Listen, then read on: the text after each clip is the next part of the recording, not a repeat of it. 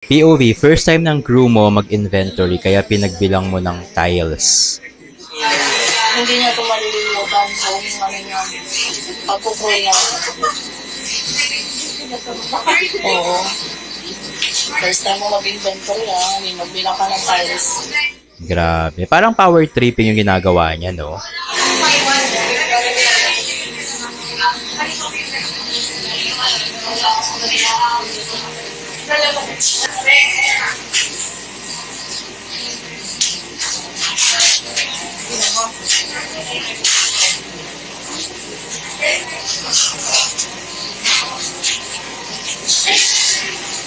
Mamaya na ulit, no? Gusto mo muna.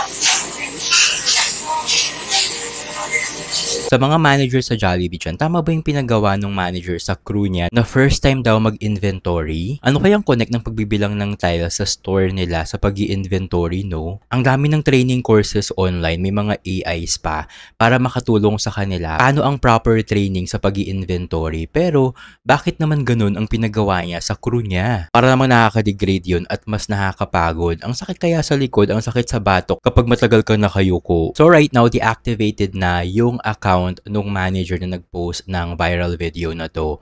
Pero nakita ko lang tong video na to somewhere at marami nga ang nagtatag sa Jollibee at kay Tulfo. Naku, yari ka ating manager dahil full name mo pa naman yung username mo sa account mo. Baka hindi mo rin makalimutan na mangyari sa'yo kapag napanood to ng HR ng Jollibee. Alam nyo, feeling ko na-experience din to ng manager nung first time niya mag-inventory. Feeling ko ginawa din sa kanya to ng manager niya. Kaya ito din yung ginagawa niyang practice sa mga crew niya. It's a toxic work cycle na dapat talagang matigil. And I hope after mag-viral ng video na to, sana matigil na yung mga ganitong power trip na super toxic na work cycle, no? Pero kayo ba sa mga nag-work dyan sa Jollibee, sa mga managers, or mga first time mag-inventory? Part ba ito ng tradition nyo sa Jollibee ang magbilang ng tiles sa store nyo? Comment naman kayo sa baba.